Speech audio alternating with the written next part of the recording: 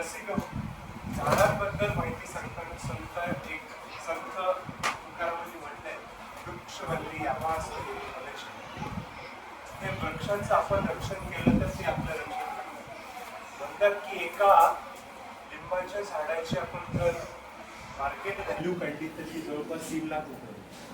तर झाडं आपल्याला ऑक्सिजन देतात, त्याचबरोबर सावली देतात, फळं देतात, फुलं देतात.